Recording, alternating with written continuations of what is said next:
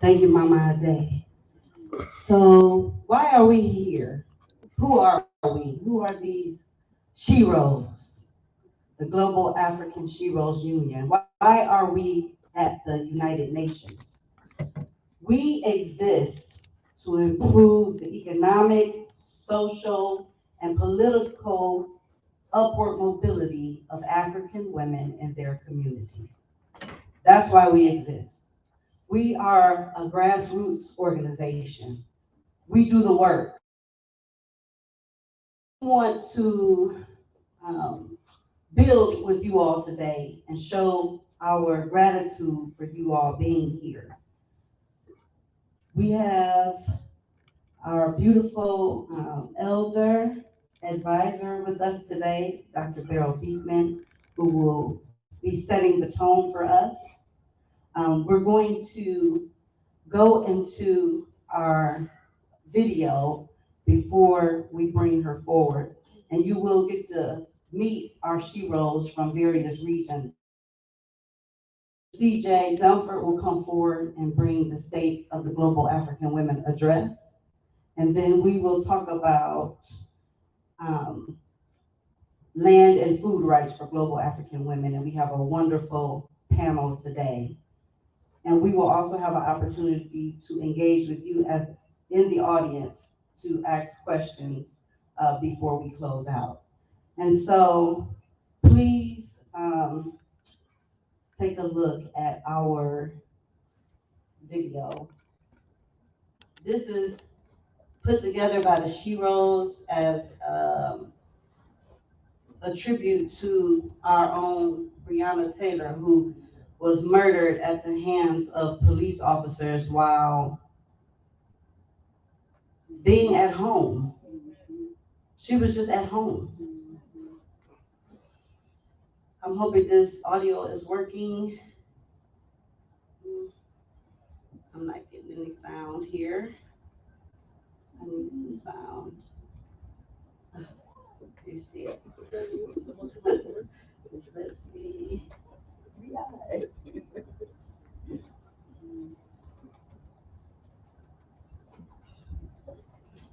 Um, okay. Question is, what are we going to do about it? Okay. This speaker is low. I have to do it like this. Yeah.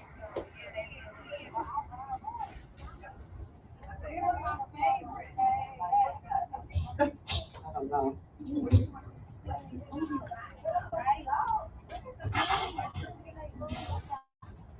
Hi, my name is Sister Angela. We are here in Louisville, Kentucky, downtown.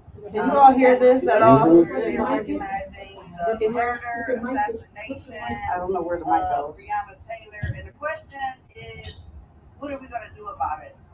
It is our problem as African women, as Black women in America. This is our problem. We don't really know how to solve the problem. We think we should go an eye for an eye, a tooth for a tooth, which means if you take one of ours, we should take one of yours.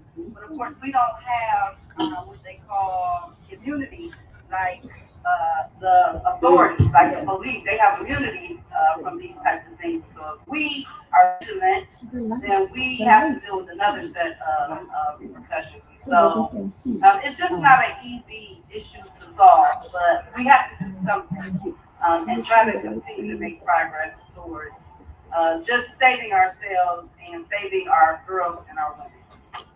We are here at Breonna Taylor's memorial. This is right. I don't know the sister, know the story. And again, I think that I'm a heavy believer of an eye for an eye, tooth for tooth. Like, and I don't really know what else to say after that. Like, you know what I'm saying? Like, you kill, you should be killed. Especially under something like that, you know.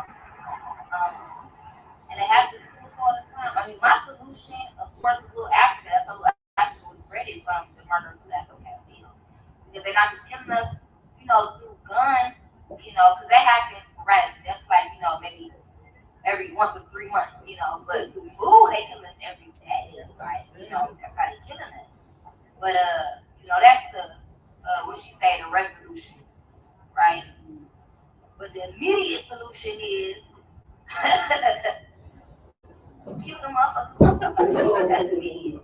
Like they don't. Hi, my name is Tatiana Bruce.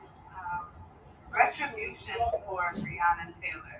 I don't think that there can be a retribution for Breonna Taylor. She's gone. Um, Memorials are nice, I guess, but at the end of the day, her life is gone, and she'll never come back. And it's nice. Um, Policy change would have been nice as well. Tactics and strategies in terms of how policing deals with people of color in our communities would be nice. Um, so that's my take on it. Okay, hi. My name is Brittany Turner, and we are here at the Breonna Taylor Memorial Retribution for Breonna Taylor. It's really nice what they did, but it's not enough. What they should have done was convict them and put them in prison for the rest of their lives. You know, they have done less for black people selling marijuana. So for officers to go into someone's house and kill them while they're sleeping, and then y'all just give her a memorial, that's not enough. So as a black woman, what do I think we should do? We have to rally as black women and make them. I don't even think it's make them listen, but we have to continue to build ourselves up. And I don't know what else to say. We have to continue to build ourselves up and just understand that these little motions to keep us docile, we can't be docile. We can't go to sleep. We have to do more, and what that more is coming together as and building structures that support us because obviously the system does. Well, actually, we are country for the retreat with Sheroes, and as I learned about Brianna Taylor, and then knew that she was killed her house by the police. For me, it's a kind of violence because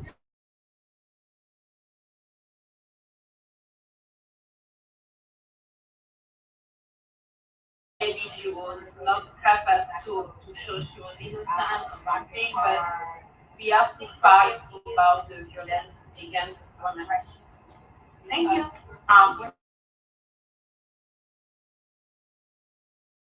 Where the memory is commemorated of Breonna Taylor. For those of you who may not know, beyond our American soil here, Breonna Taylor was murdered by the police in her home while she was asleep. She was an essential worker during the pandemic, aspiring to go into the medical field. How do we get justice for Breonna Taylor? Some people would say that she's already received justice. Her family received what some would consider to be an exponential amount of money from the government as a means of saying that we are perhaps regretful of what happened. Some feel like that is not a regret of what happened, but more so a regret that we got caught in what happened because what happened to her has been happening to us as a people, African descendants, on American soil since we were brought here. But I think the way that we get justice is that we continue to tell the story. We continue to challenge and look at the system that took her away from her fiance, her life, her mother, her sisters, her family, her city, her patients, the people that she touched.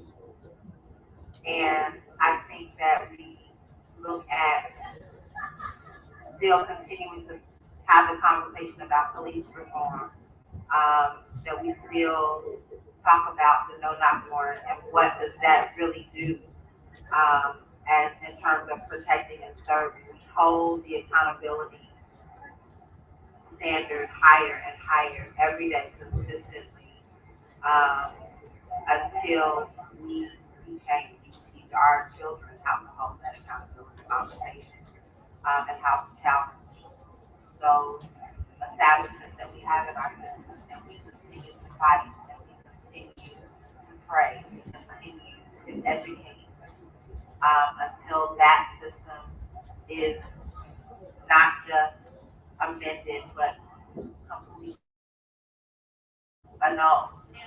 Hi, my name is Miss Mickey Smith, and we are in Louisville, Kentucky at the Breonna Memorial Site.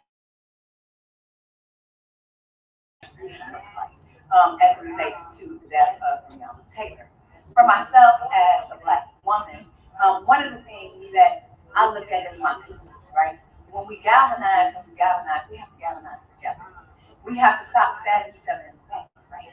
So when one hurts, we all hurt. If they kill one, we all have to stand up together. The problem is that we stand for maybe 30 days, maybe 60 days, but we're not standing for the longevity of the mission and the vision of what we're here to do. When you think about justice, right, and you think about someone coming in your house and killing your sister, your mother, or your daughter, what? It's fear, right? These are fear tactics. And for myself, I don't move out of fear. We need to have our own systems. We need to have our own what? Our own corrections, right?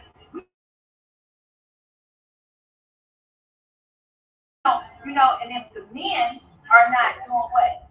The men are not behind us, standing behind us when one of us get killed, then it looks like we don't have safety. So we need our Black men to make sure that they stand behind us, standing on the side of us, and standing in front of us whenever we move. Whenever we move, there should be a formation, right? That the women is covered and the men are on the outer protecting us. So we need our Black men to galvanize and protect us.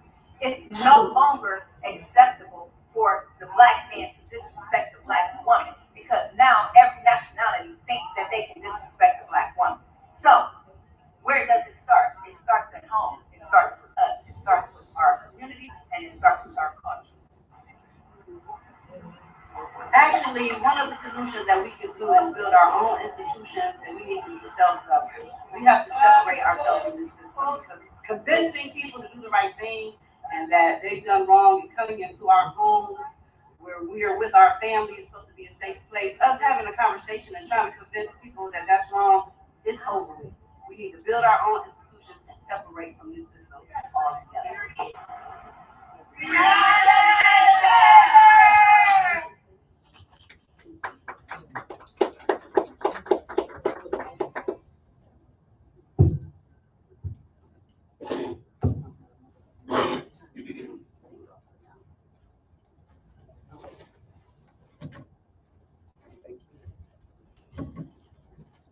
That's why we're here.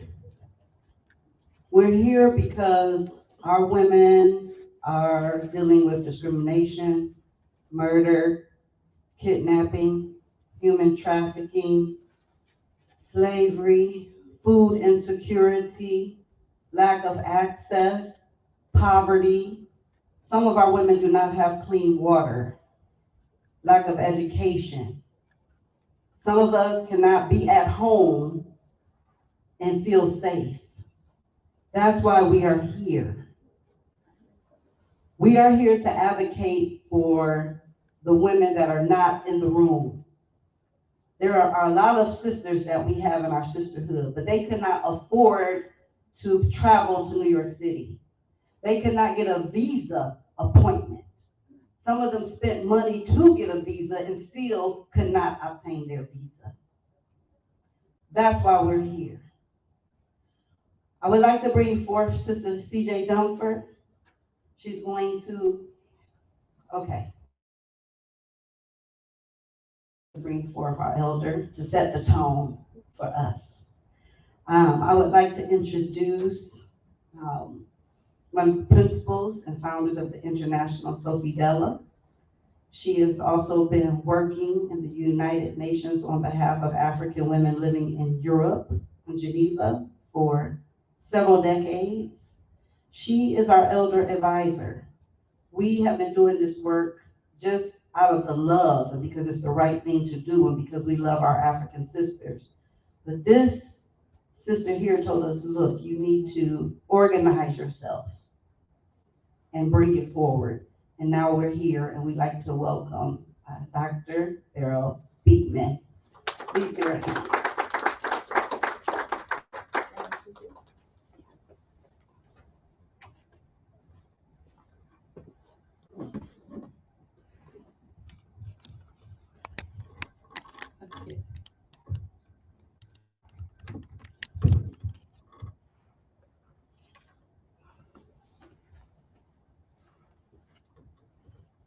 Good rising, morning, sisters, mothers. Ubuntu, Ubuntu, Ubuntu, Ubuntu. Dear mamas, nanas, kings, and queen mothers. Beloved sisters, elders, and all who are here to represent the family, the families, the African civil society, global families, Pan-Africans, activists, and so on. Tribute to the women of Tea International, Sofidela, the Drama Institute, the Sheroes Union. With the Ubuntu meaningful concept, I greet you all here in the room and those who are participate online. With the Ubuntu greetings, I also express my respect for all the women on whose shoulders we rest and have gone before us. We are here now because they were there, here at the United Nations, for decades, years, and months ago. We have there Queen Mother Blakely. I talk about Queen Mother Blakely, her generations, on whose shoulders I stand. I'm mainly talking about the transatlantic. They were made an important contribution to the emancipation process towards all what we have achieved today. I remember 1997 in South Africa, where under the concept of Ubuntu, we gathered in Johannesburg. We gathered in Johannesburg. All African diaspora women all over the world, there in Johannesburg. We meet each other.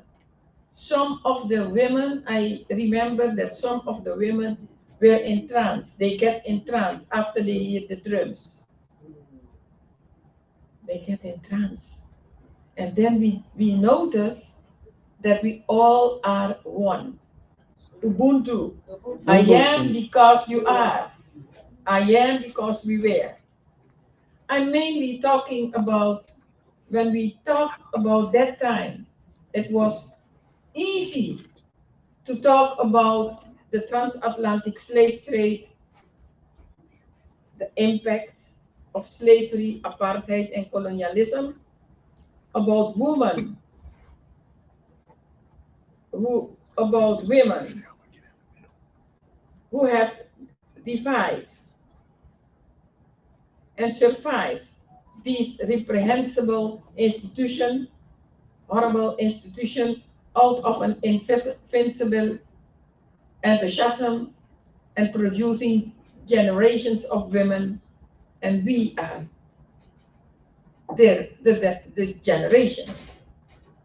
Where is our youngster? She is, can you stand up?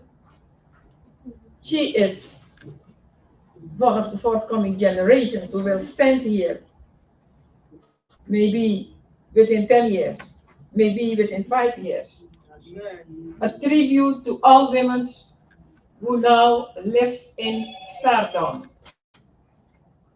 African and African diaspora women, the ancestors, they were there when in December 1975, the UN International Year for Women was adopted in December 15.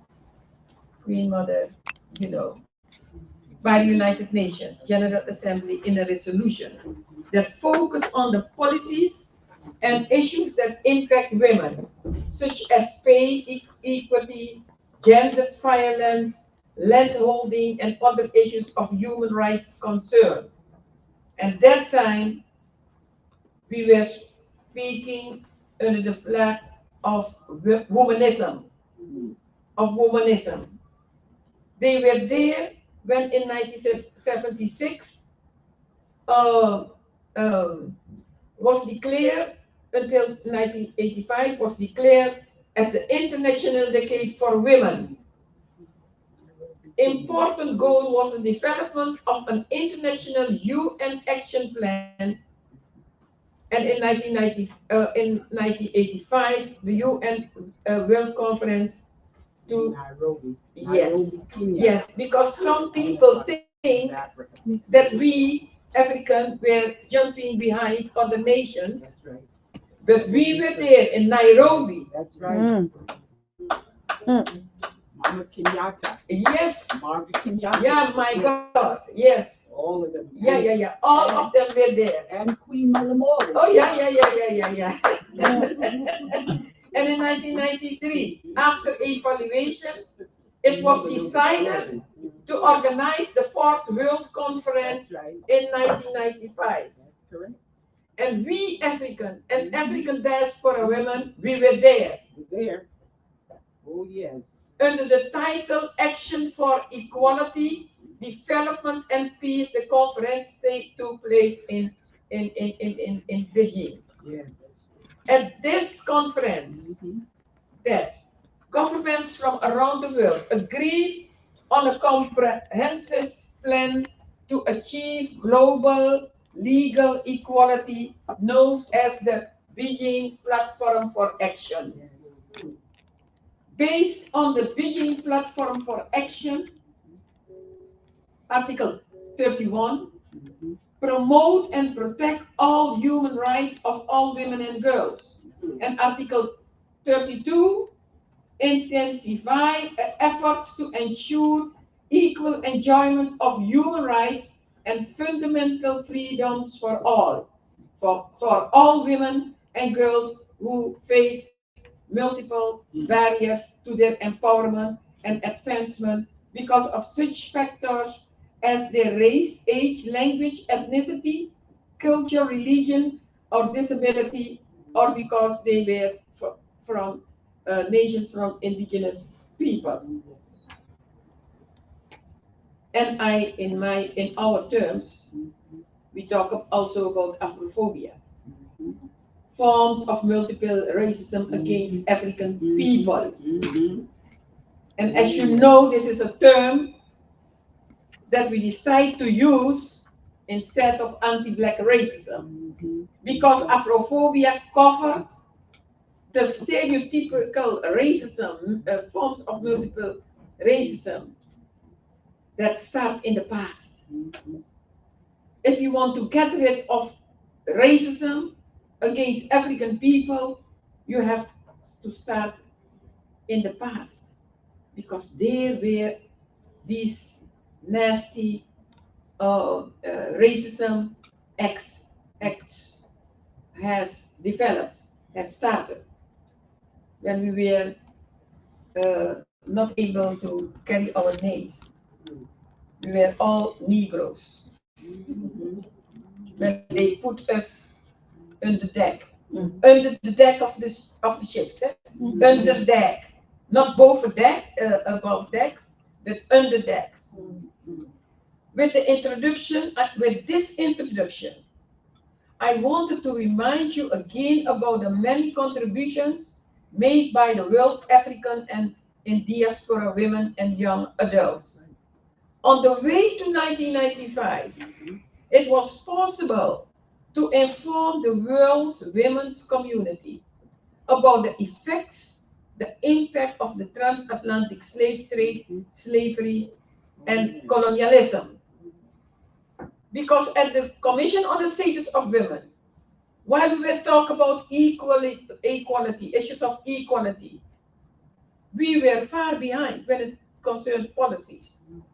Because this typical uh, ideology was still in existence. You can imagine that we, white women and black women, we are talking about issues that bother us and that we may not speak about the effects of the transatlantic slave trade, slavery, and colonialism and apartheid. And can I say piracy? Pirate. Okay. You see, I'm struggling sometimes with this colonial language. Pirate. Okay. We got Piracy. Piracy. We got you, mama. And today we are struggling to get some language in the agreed conclusions That's right. that refers to the Durban Declaration and the program of action. And therefore, because it has a meaning, in the Netherlands, in Europe, I asked in the preamble that we refer also, when it concerns racism, not only to the CERP, the Commission on the Elimination of All Forms of Discrimination, but also to the Durban Declaration and the Program of Action. There was no place for that. And remember, next year is the last year of the UN International Decade for People of African Descent. Correct. And that is the basis to implement the Durban Declaration and the Program of Action. I will not go into that, but what I would like to do, I would like now to use this important global space to read my statement that I presented in 2021 during the high-level panel on the 20th anniversary of the DDP, and then I will come to a closing. Because you are sitting there, and okay. Time. Yes, I know, but you must hear this. Yes. This was my statement during the high-level panel on of the launching of the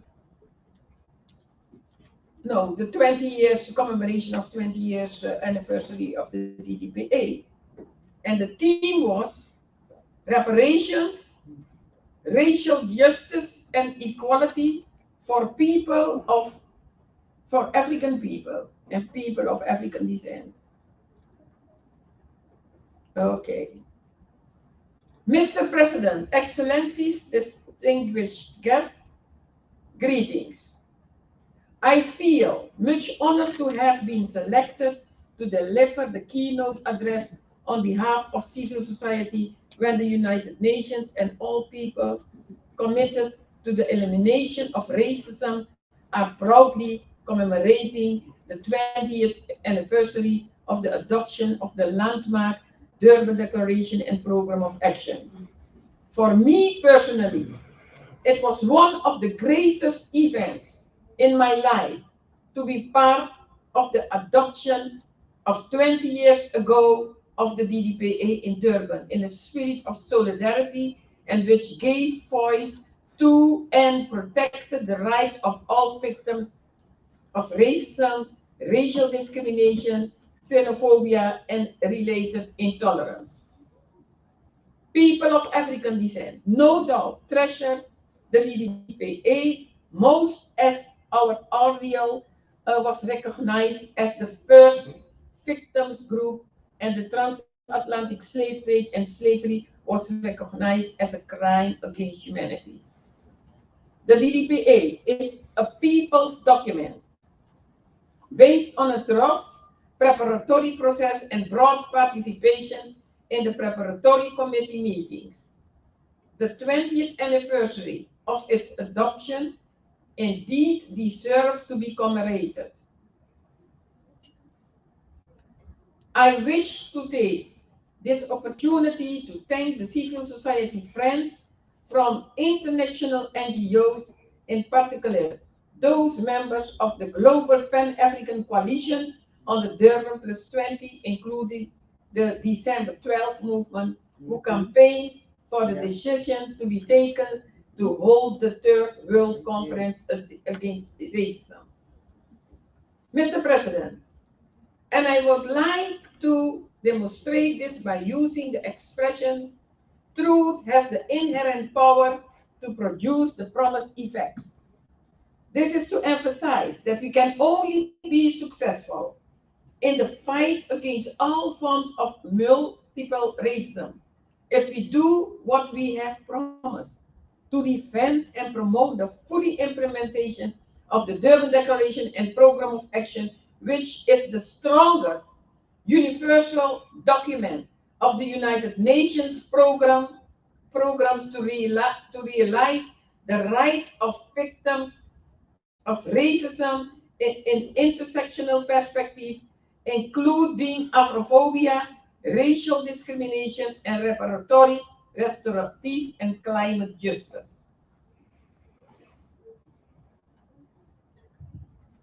Because of the structural persistent,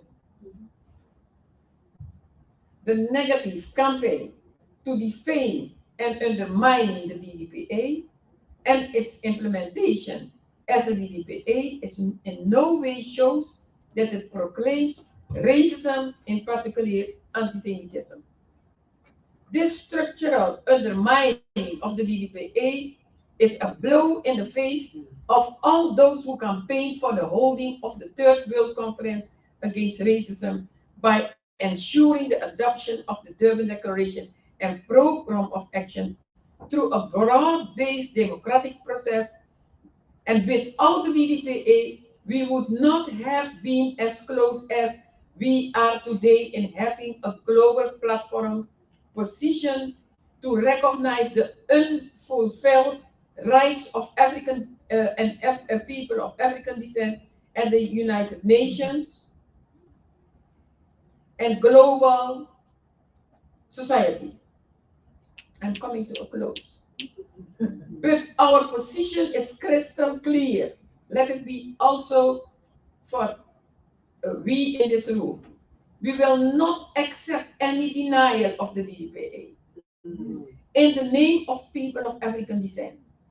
Neither shall we settle for anything less than our birthright and our human right, our women's rights.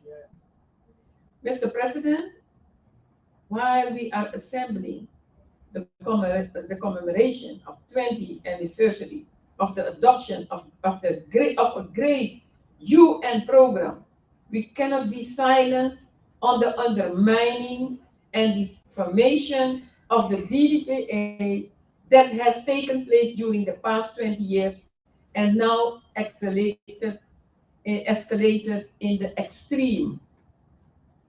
We wonder why no senior official of the United Nations has stood up and spoken out against the disinformation and false propaganda against the DDPA that has preceded the anniversary and now caused the absence of different countries, including the Netherlands, from the commemoration. But I can assure you that the Netherlands in December last year apologized for the crimes against Africa and the African people. And while and the African people. So let me go here. Yes.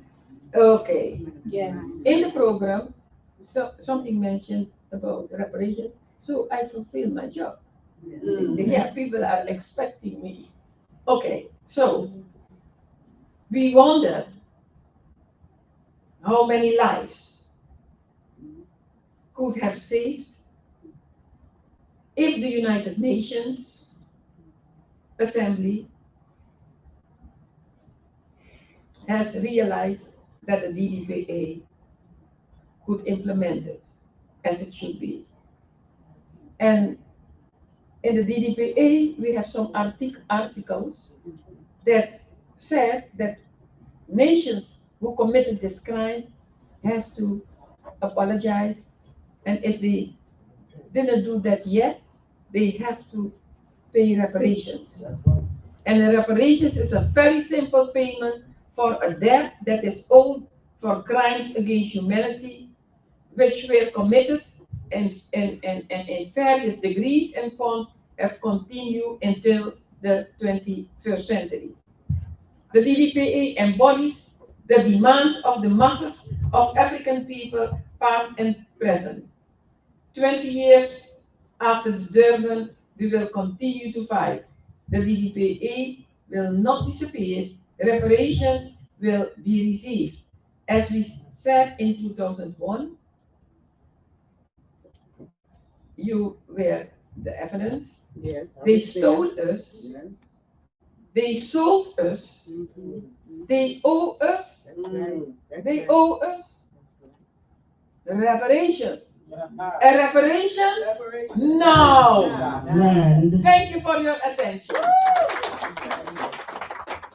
Thank you. Ms. PJ, please come to the front of the room. The Global African Sheroes Union supports the adoption of the Durban Declaration. We will advocate for that. We stand for that.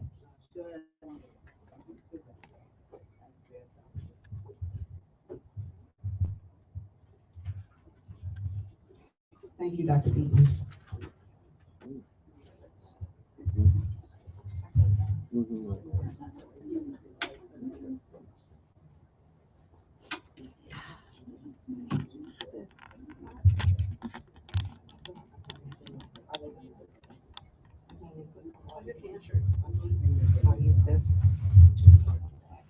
Good morning, everyone. Good morning. I'm here to give you an address, and our elder has set the tone for that, and I thank you.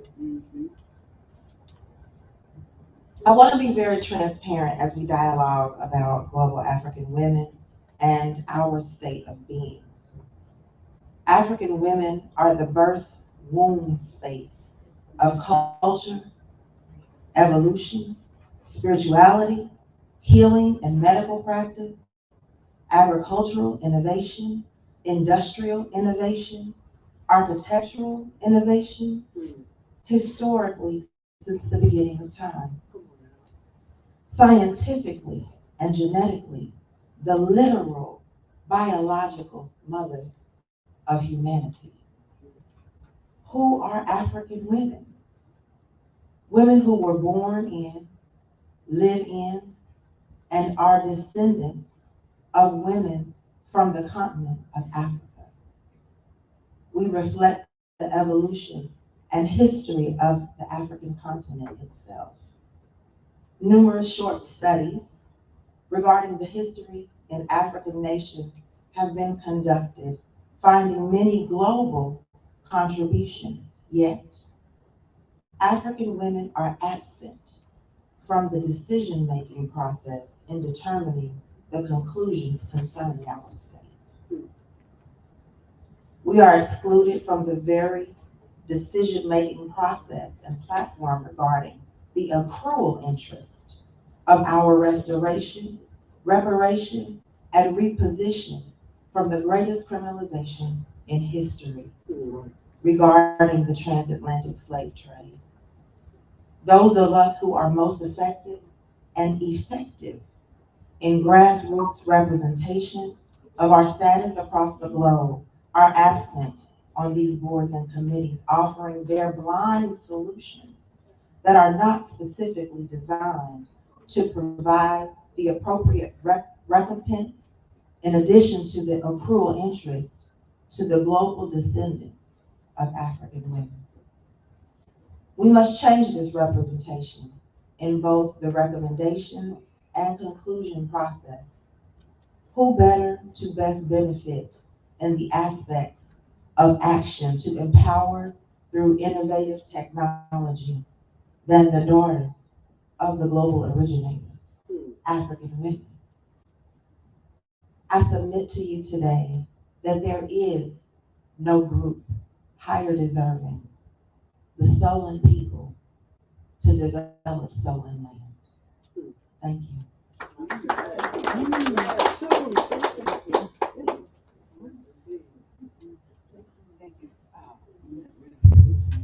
Thank you, Mr. CJ. For the sake of time, I'm gonna ask my panelists to start making their way to the front of the room. We would like to show you some of the work that we're doing with our women in Africa as we move to the panel. You can have a seat here.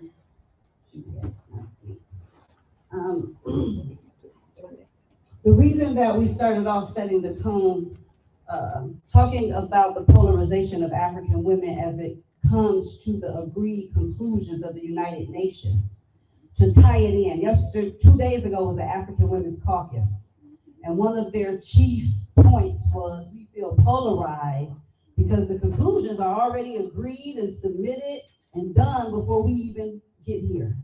We don't have a decision-making voice at the table. So we're showing up in our fine garbs and hugging on each other and having a good time, and that's all fine and great. But the real action is going on in the agreed conclusions. On across the street right now. Over there, voting. And are we represented? Are we represented? This is why we're here. This is why I give Dr. Beekman her leisure of the time, because she knows it. She's an expert in this field. She knows the difference between a mechanism and an instrument. And a conclusion, a declaration, a resolution. We're learning, we're students. Therefore, we wanted to make sure the reason we're here is not in vain. And Ms. CJ comes up to set the tone, to talk about the state of us as women. And when we talk about reparations, it's not always just a cash check. It's gonna get down to this land. And this is how it ties all together. So we would like to share with you, maybe we'll skip that for the sake of time. I would like to go into our presentation, and then we will.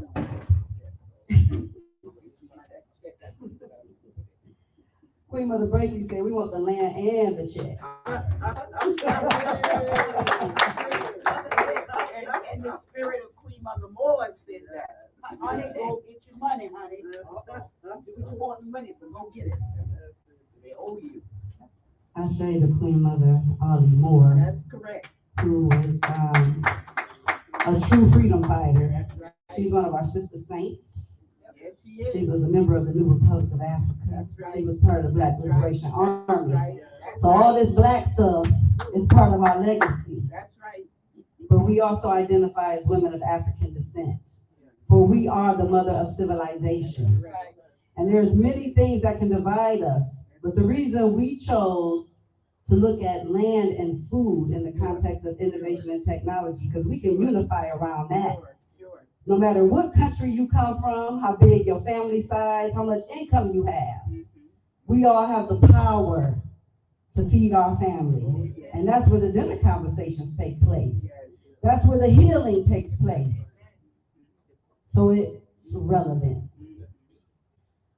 I'm going to get into my presentation, and we've already prepared some questions for our esteemed panelists, which we'll introduce, but just to give some context around this topic on innovation and technology, land and food rights for African women and girls. My name is Angela Sales. I come to you from Cleveland, Ohio.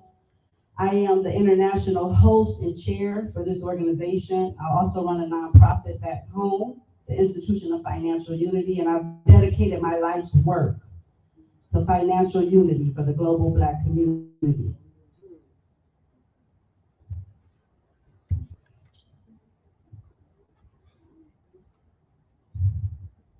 What is the issue? There is a land and food crisis for women and the families that we feed. Financial and social impacts of urban food redlining here in Black America. I dare say there's a difference between America and Black America. And impoverished women food growers in Africa and the diaspora. That's the issue. We know that 60% of farmers in developing countries are women and girls. What is the issue here? Well, we've kind of got away from the terminology food deserts, and we refer to the situation we're dealing with in our cities as food redlining and food apartheid, because deserts denotes a natural phenomenon. But when you look at the redlining maps and the health disparities that we deal with as women, they match very closely. It's intentional. About 23.5 million people live in food deserts, including 6.5 million children.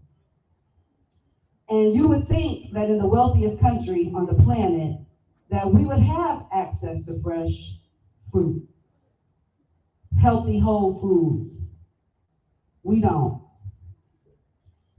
In our regions of sub-Saharan Africa, the highest prevalence of food insecurity exists there, where more than half of the women population live within food insecure situations. According to the Sustainable Development Goals report, single mother households are especially at risk of living in poverty. And this is one of the Sustainable Development Goals, zero poverty. Extreme poverty numbers are higher in the sub-Saharan African region compared to global women. That's why we advocate for global African women. So we're looking at this issue in parallel because we want to resolve the issue for us here, as well address the issues for our sister on the continent. So we've come up with some integrated solutions. And we've done our research based on the analysis of issues here, as well as the issues that our sisters are dealing with on the continent. Of course, we know that Black women deal with health disparities. In my city, Cleveland, and several other cities in the country, racism has been declared a public health crisis. It's on the books. That is a place of advocacy locally, where we can be local, handling our local business. For our sisters that are trying to farm, they can't get the money, they can't get the technology. They are forced to take seeds. The seed protocol is what it's called. And they can't even get their food transported from the farm to the marketplace. So just having lack of access of resources is a hindrance to quality farming practices. And there are many indigenous practices that are more better than those that are presented from outsiders. There is also, the sisters also mentioned that the price of food in Africa right now is very expensive. That the cost of rice in some places is double and triple what it was before COVID. And one thing that we have in common is that we have no ownership or control of the global food supply chain. That's what we want to address. So this research aims to identify, analyze, and disseminate parallel solutions, and we want to provide synthesized and integrated solutions for effective collaborations. And we're going to get right into the solutions. And when we open up for our panel, we're building on a solution. So we're not coming asking for solutions. We've already thought about it. We've already did the research. We want to implement. We're at implementation phase. Number one, cross-cultural education among women and agricultural practice. We want to develop a training model with expertise from women farmers abroad for educating those living in urban food spaces on farming practices and food growing techniques, creating a new revenue stream for the sisters, because we know that there are some indigenous methodologies that we can learn from. This should be considered as part of this agribusiness educational collaboration. So that's education. Sum it up in one word, that's the education piece. So if you're an educator, you know how to develop curriculum, you have access to some funds and resources in the educational space, then this is the solution for you. If you're into cross-cultural education, come see us. Number two, direct sourcing. This requires that we create our own food supply chains from women farmers on the continent is the goal to our food retailers in our cities here. That will provide access to diaspora investment and foreign markets, creating a very material impact. We have folks that want to invest on the continent, but we have to do our due diligence because money gets lost sometime when they get over there. And so we have to be good stewards over the resources that the diaspora wants to entrust us with. We have to ensure that they're going to get their money back with a return and also have a social impact on the community. But we can do it. Number three, create value-added foods and branding and manufacturing and production. This is a good solution for us because it yields high returns. We'll build on that.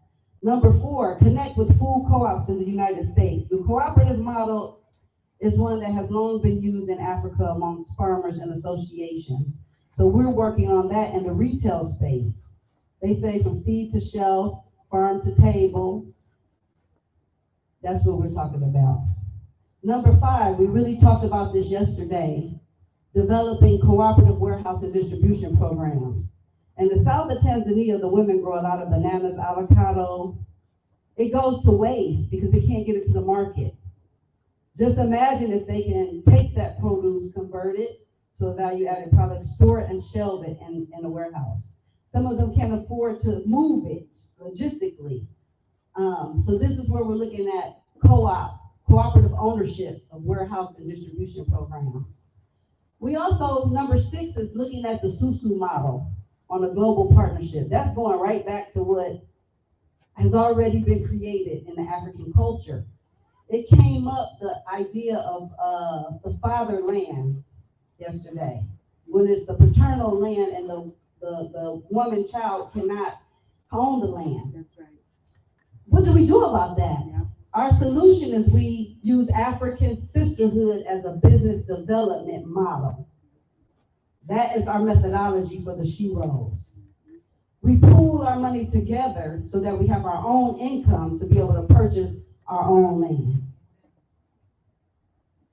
Number seven, of course, it's policy, which is why we're here. We advocate for policy that creates cooperative ownership with tax, infrastructure, and entrepreneurial funding programs to assist in the development. The Sheroes are active in this space right now, actively active. Number eight, increase supply chain access through collaborative partnerships. And last, but I won't minimize it, is that we have to develop an independent media campaign to tell our own narrative around food. And this is where we use our artists, because they say there's no agriculture. There's no agriculture without culture. Indeed so. Food is our culture. Food has always been a unifying force in our culture. We laugh, we celebrate, we mourn. We dance around our feasts, breakfast, lunch, dinners, and midnight snacks. We as women are highly active around our food tables throughout the diaspora and the continent. Therefore, our food security is our business. So this concludes our presentation, and these are different services that we offer through the institution. You can get the website and connect with us there. And this is the Global African Sheroes Union. So this is our presentation. Now we're going to go ahead and get into our panel discussion. Thank you. All right, my sisters. To the very right, we have Dr. Felicia Niso, affectionately known to me as Empress Chi. She is the convener of the Million Woman March that took place in Philadelphia, Pennsylvania in 1995 that brought over 2.5 Black women together. Yes, the Winnie Mandela was. Amandala. Amandala. Oh, yeah. Amandala. Mama was there. That's a whole story. Y'all have to, that's a whole story for another day. Come sit under the feet of and get the real true story behind the story. Yes. Next to that sister, we have one of my sisters that is one of our Sheroes from Cleveland. Her name is Makanya Smith. Allow me to introduce her. She is a master rain gardener. She is building aquaponics. She also is my business partner with the Little Africa Food Cooperative that we have in Cleveland. And I'm very excited to have my, this is what sisters do. We make way for one another. My sister here, last but certainly not least, we have one more panelist. She may show up before it's over with, but if she don't, we're gonna keep the party going. But we have Miss Juliette Bingon. She is born in Gabon, West Africa. Central Africa. Gabon, Central Africa. And she currently lives in the DMV region. And she is our host for that region. And she'll be able to give it to you straight from the continent, because her family is still there. Please welcome Juliette. All right, let's get into it. We have 3 questions. We're going to be concise because we know that the United Nations CSW is going to ensure that we are out the room at a certain time. So I'm going to start with you. Yes. Brittany, before we go into our panelist questions, we'll pause. Let's make space for Sister Brittany Turner. Come on, Brittany.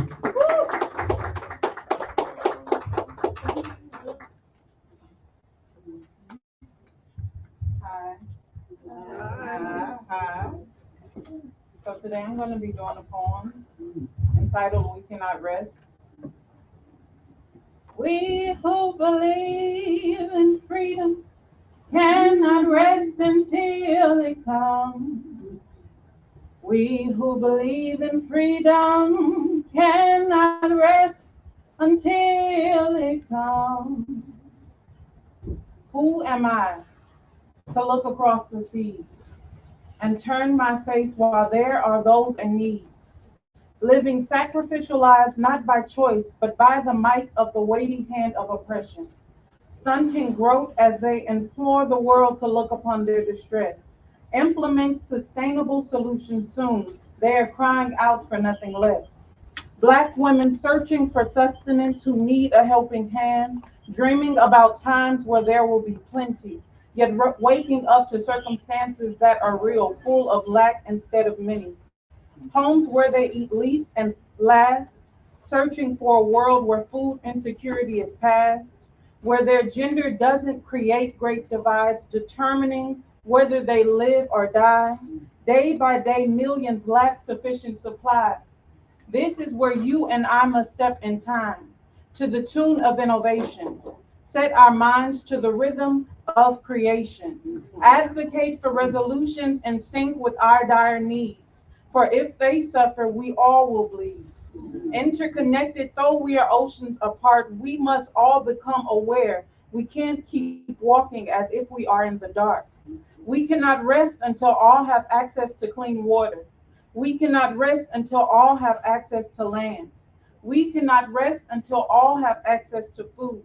We cannot rest until all have access to good health and well-being.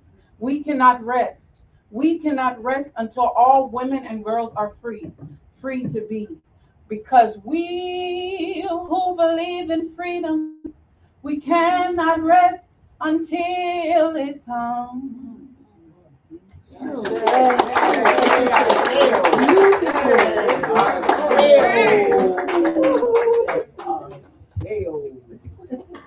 We shall not rest. Oh, yes. Oh, yes. All right. Panelists, I'm going to pass the mic. I'm going to start with my dear sister. I want to give each one of you an opportunity to speak. So I guess I'll start closest to me, Sister Juliette. Of the solutions that have been presented, Which of the top two are most important and vital in the context of land access and food sovereignty and rights for global African women?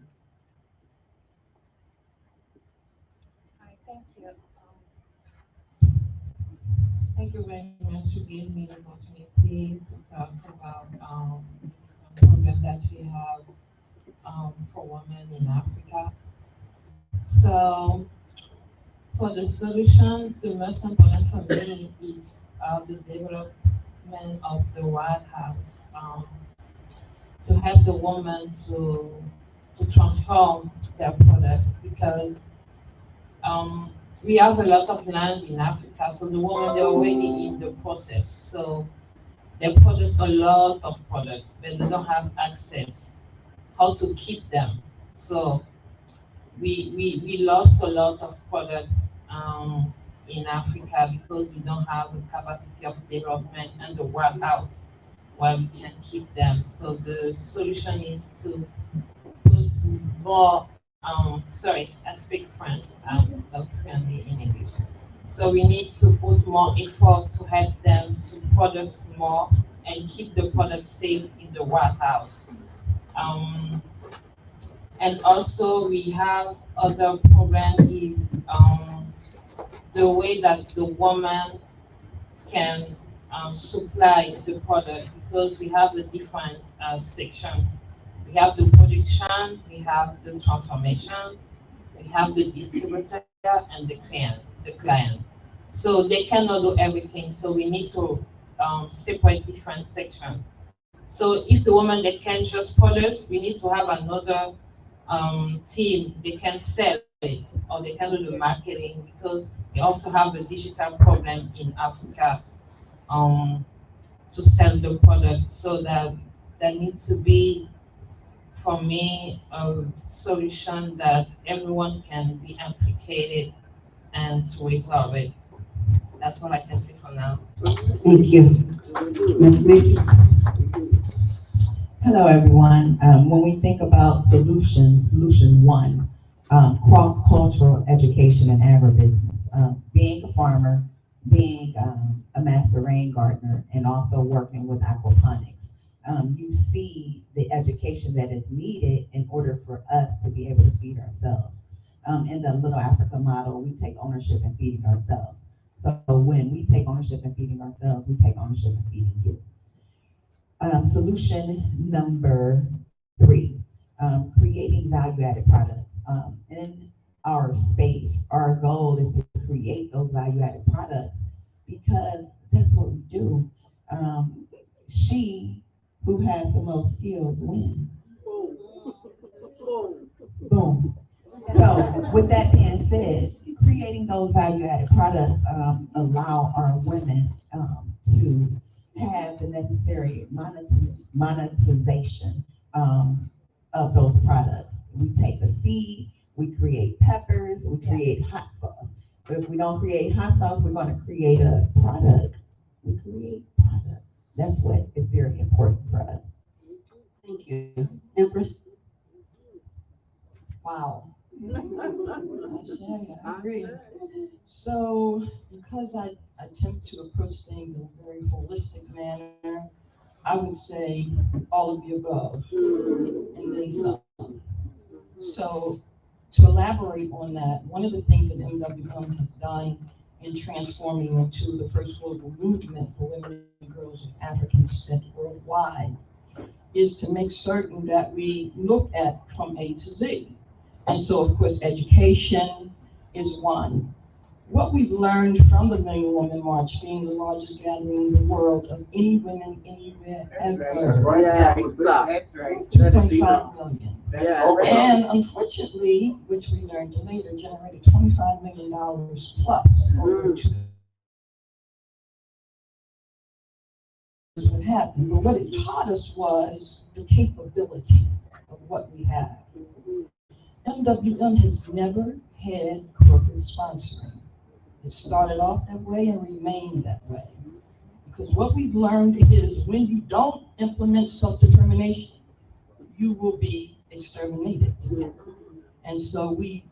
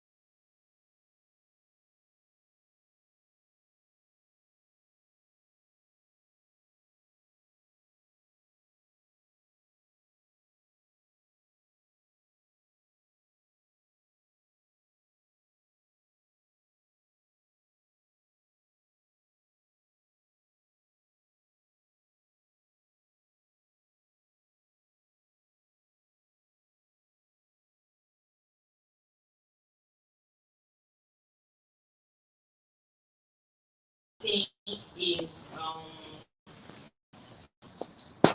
today we need to also learn women also be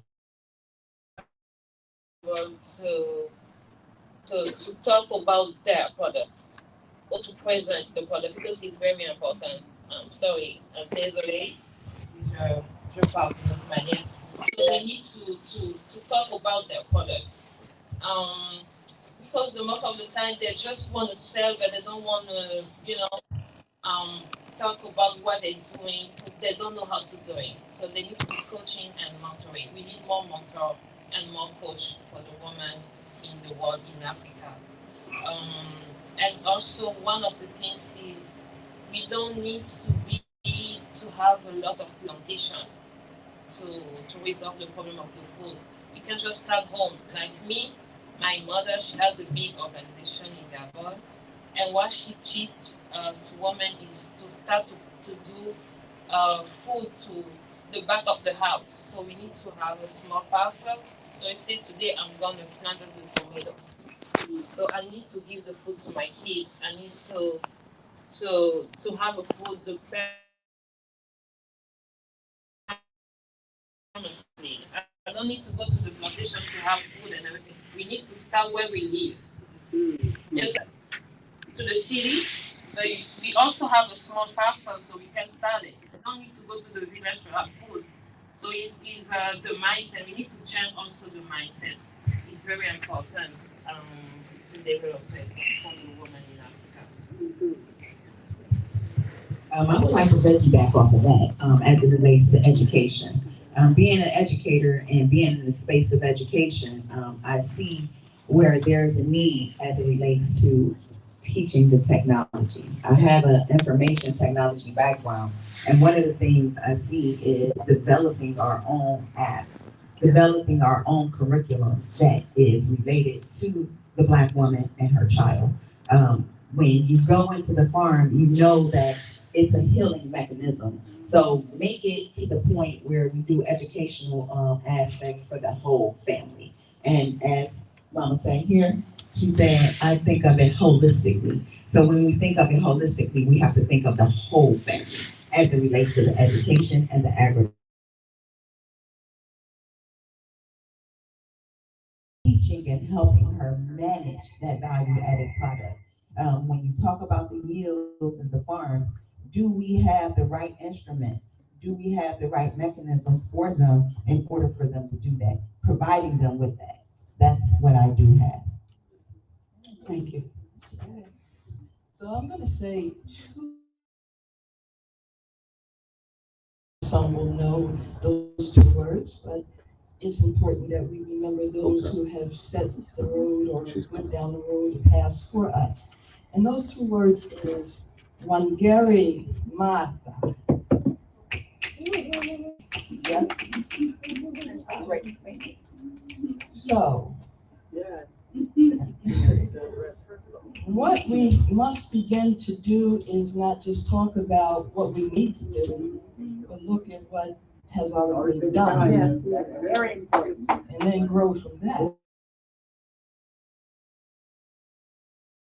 It's exemplified Some people don't know. in more ways than one. Well, that's why we come in, because we provided something called the African Women's Historical Project, both in the U.S. and globally. We've been building with sisters in Cameroon, Gambia, Benin. We've been meeting like every Sunday. We just stopped in preparations for the Million Woman World March. How do we organize? Because we all have wonderful. How do you literally put those things in place? And then, as Sister Angela always indicates, sustainability. Because once enemies see that you're doing certain things, destroy it. So how do you prepare for that? You see, and you must. That's a lesson that we learned the hard way. But to fast forward, I want to say again in dealing with holistic, look at health. We can't just talk about food and not look at the dietary substance or intake that a lot of our women are engaged in, traditionally and historically. And in the 21st century, we've got to make sure that we edify them. See, I don't just deal with education. Edification is our next step. And so as we talk to our sisters and work with them in growing food, etc., and also emphasizing organic, very important too, but also healthier. So what MWM has done is we're now prepared to start publishing recipes from our sisters so we can share that kind of information, both traditional and modern, but emphasizing using additional types of ingredients. So again, these are some of the things that go along with agriculture, horticulture, and our culture, but bringing it into the 21st century. Thank you. All right, I have one final question, and the venue volunteer is, making sure we wrap up on time. But I did want to just add to the idea of technology in this space. I had the opportunity to travel to Paraguay in October to the Cooperative of the Americas Conference. And the country of Uruguay sent a representative to demonstrate how the use of a mobile application has organized 70,000 farmers in their country. So they can actually use their app to know what to grow, how much yield will be produced, what the profitability of that is in the marketplace. And it also allows the data to be put together and reported on in an effective way for policy advocates and as well as doing the business. And so I really like the idea that Mickey brought forth in terms of an app and the point that Juliet made that the sisters don't even really know how to use the phone. So that sounds like a good starting place. And it sounds like something we can get funding in terms of a proposal for those that are interested in helping us in this space. So for our final question, I would like to ask the sisters, as an African woman, and a woman who identifies as African descent, what is your commitment to the work of land equity and food sovereignty for our wombs, our sisters, and our nations? Ms. Juliet. Yes, I can say that we all have um, the part to do to help the African woman to grow up mentally first because I think the problem is mentally. And also is a politic conflict in Africa. When we don't have a peace and security in a lot of African regions, we cannot do anything because the first people when we have a conflict, they are the woman and the girl in the Africa. So when we have a guerrilla or war, the first people that they have concern about that they are the woman and the girl. So they can't do anything because they are already impacted by the politic conflict. Um, and also we need to find a solution to help them to talk with the politic how we can find a solution to stop every conflict in Africa because when we have fights, I can take an example from the Cameroon in the English part because we used to work with a lot of women in Central Africa. Actually, we have a conflict there in Boya is a political conflict. So everything is stopped. They cannot do anything. No food, nothing. The kids they're not going to school, so they cannot eat. And the majority of the commerce they close. So that means they cannot sell their product. They cannot do anything because if you have a conflict, it's a problem. So we need to start by that to eradicate every conflict armed in the Africa country because the women they're very impacted about that. So we need to work with the politics or to be not to be implicated and the woman can be continued to work even we have conflict. And also, I want to mention the climate justice, um, because in Africa we Say the also word have again. Oh, criminal criminal justice. justice, yes. Okay. Um, so when we have a climate change in Africa, nothing can go through because the plantation and the food they are very impacted with the rain and everything. So the women they are in the rural part, they cannot have food and they cannot assimilate the food to the city. The one of the problems so that I can mention it. So I will stop at that because I just have 20. They're telling me we have 2 minutes left, so. Okay, I'm not a politician. I don't pay politics. When it comes down to commitment, I'm committed to going to DC, speaking about land, food, and access. I'm committed to being in the rooms where we are not.